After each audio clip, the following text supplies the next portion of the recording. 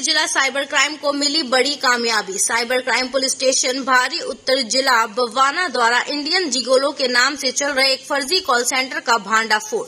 फर्जी call centre मालिक ने जिगोले नाम पर लाखों रुपए ठगने की साजिश रची और 50 से ज्यादा लोगों को जिगोलो के नाम पर अपना निशाना बनाया।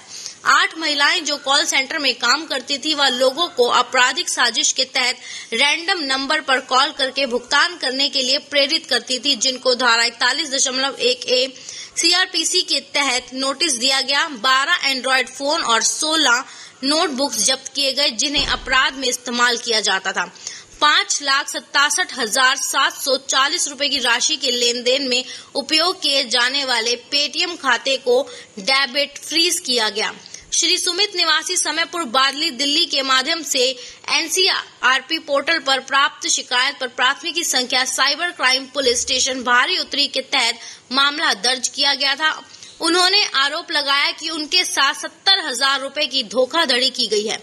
आरोपियों द्वारा एक तरीके से जिसमें उन्हें कॉल बॉय जिगोलो की नौकरी की पेशकश की गई थी।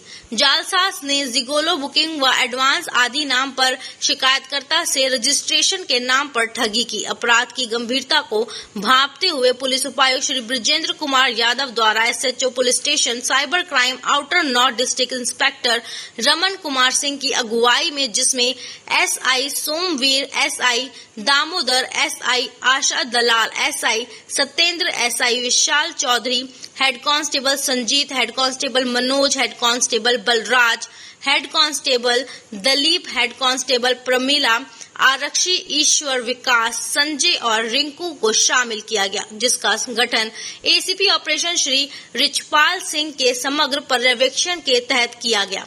जांच के दौरान ये पाया गया कि लाभार्थी द्वारा पेटीएम खाते का उपयोग धोखाधड़ी के पैसे प्राप्त करने के लिए किया जाता था। अकाउंट को ट्रैक किया गया और तकनीकी निगरानी बढ़ाकर टीम ने संदिग्ध लोकेशन सेक्टर 1 अवंतिका रोहिणी दिल्ली पर छापा मारा था। आउटर नॉर्थ डिस्ट्रिक्ट पुलिस के साइबर क्राइम पुलिस स्टेशन ने एक कॉल सेंटर का भंडाफोड़ किया है, जो कि इंडियन जिगोलो के नाम से चलाया जा रहा था। इसका मॉडस ऑपरेंडी ये था कि ये लोगों को रैंडम कॉल्स किया करते थे। 8 महिलाओं को उन्होंने इस काम के अंदर एम्प्लॉय कर रखा था। इन रैंडम कॉल्स के दौरान ये लोगों से पूछते थे कि उनकी सेक्सुअल परफॉर्मेंस कैपेसिटी कैसी है, और यदि अगर जवाब एफर्मेटिव में आता था तो ये उनको फर्दर प्रलोभन दिया करते थे कि वो जिगोलो के तौर पर काम कर सकते हैं। इससे उन्हें अच्छी खासी आमदनी हो जाएगी, और फर्दर इस काम को करने के लिए उनसे रजिस्ट्रेशन के नाम पे एक अच्छी खासी रकम ये लिया करते थे। रकम मिलने के पश्चात अपना फोन ऑफ कर लिया करते थे। इसको चलाने वाले का नाम था मेहताब, जो कि दिल्ली यूनिवर्सिटी से ग्रेजुएट है और इस काम के अंदर लिप्त था।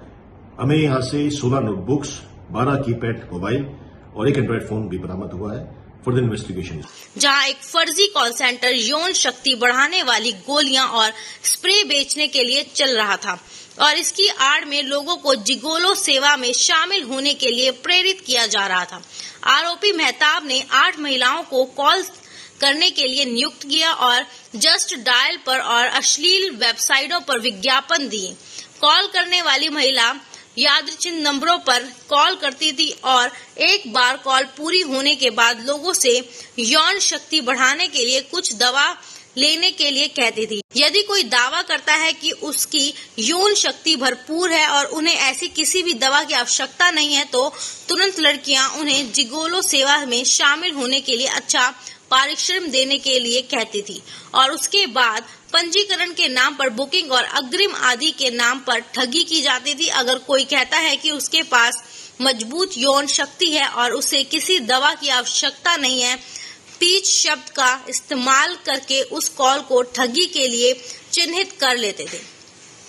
कॉल सेंटर के मालिक मेहताब निवासी अमन विहार दिल्ली इसके मास्टरमाइंड है और 8 लड़कियों को जो आपराधिक साजिश के तहत यादृच्छिक नंबरों पर कॉल करती थी और उन लोगों को अपने जाल में फंसाती है और कॉल सेंटर में रखा था और जुलाई 2021 से इस फर्जी कॉल सेंटर को चला रहा है, जिससे पूरे भारत में कई लोगों को ठगा जा रहा है।